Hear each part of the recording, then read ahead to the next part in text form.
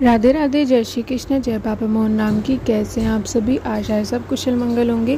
बाबा मोहन नाम की कृपा आप सभी पर सदा बनी रहेगी। तो दोस्तों, जिस प्रकार से हर धर्म में एक महत्वपूर्ण ग्रंथ होता है, उसी प्रकार से हमारे हिंदू धर्म में भगवत गीता का महत्वपूर्ण ग्रंथ माना गया है।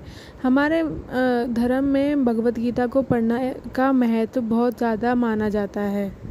जो व्यक्ति भगवत गीता को रोज़ाना पाठ पढ़ता है, वह व्यक्ति उसे अपने जीवन में उतार लेता है। जब उसे वह अपने जीवन में उतार लेता है तो वह अपनी समस्या, अपने जीवन में चल रही हर समस्या का समाधान बहुत ही सरलतापूर्ण कर लेता है।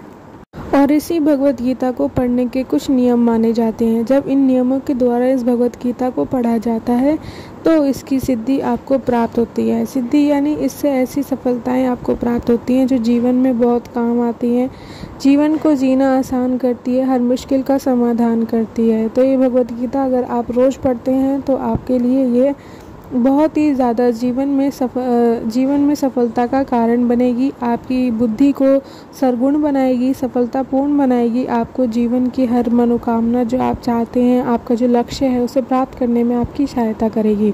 तो आइए जानते हैं भगवत गीता को पढ़ने के कुछ नियम। वैसे तो मैं आपको ये बता दूं कि भगवत गीता को हम कभी भी किसी भी समय पढ़ सकते हैं, मगर इसका सफलतापूर्ण इसको सिद्ध करने के लिए, इसकी सिद्धता प्राप्त करने के लिए हमें इसे सुबह के समय पढ़ना चाहिए।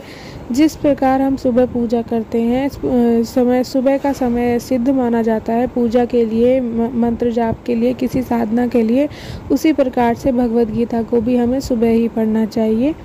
भगवत गीता बहुत ही शुद्ध मानी जाती है, काफ़ी पवित्र मानी जाती है। तो इसे गंदे हाथ लगाकर अपवित्र ना करें। हमेशा इसे छूने से पहले अपने हाथ साफ करें।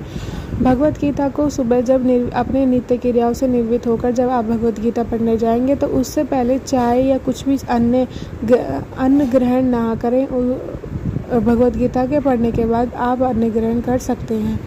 इस बात का ध्यान रखना है कि केवल चाय नहीं, कुछ भी अन्न भी नहीं, पानी तक आपको ग्रहण नहीं करना है। जब आपकी भगवत गीता का पाठ का जो सार होगा वो ख़त्म हो जाएगा, उसके बाद आप कुछ भी अन्न, पानी या जल ग्रहण कर सकते हैं। इसके बाद आपको ये ध्यान रखना है कि जब भी आप भगवत गीता पढ़ने को बैठोगे तो पढ़ने से पहले आपको भगवान गणेश और भगवान श्री कृष्ण का ध्यान करना है। भगवान श्री कृष्ण का ध्यान करने के बाद आप भगवत गीता को खोलें और उनका जो अध्याय है वो पहला अध्याय आप शुरू करें। अगर आप भगवत गीता आप पढ़ते हैं तो उसकी सफाई, उसकी पवित्रता का ध्यान भी आप को रखना होगा, उसके रख रखाव का ध्यान भी आपको रखना होगा। एक ही आसन पर आपको प्रतिदिन भगवत गीता का पाठ पढ़ना है। जिस दिन आप जिस आसन पर बैठकर पाठ पढ़ रहे हैं, हमेशा आपको उसी आसन पर बैठकर भगवत गीता का पाठ करना है।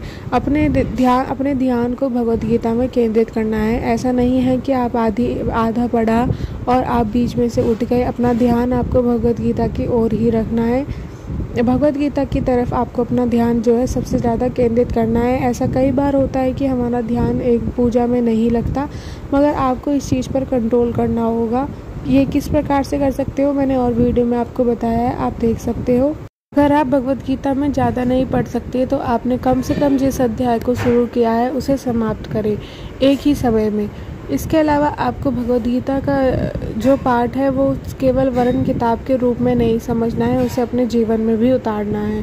भगवत गीता के हर श्लोक को समझने की आपको पूरी कोशिश करनी है। सार से आपको समझना है, मतलब उसका मतलब क्या होता है वो आपको पता करना है। पता करने के बाद, समझने के बाद आपको आगे का श्लोक पढ़ना है। भगवत गीता को पढ़ने से पहले और पढ़ने के बाद उसे माथे से लगाकर प्रणाम करें। और इसे जब आप अपना अध्याय ख़त्म कर लेंगे, भगवत गीता को बंद कर देंगे, उसके बाद आपको भगवत गीता की आरती करनी है।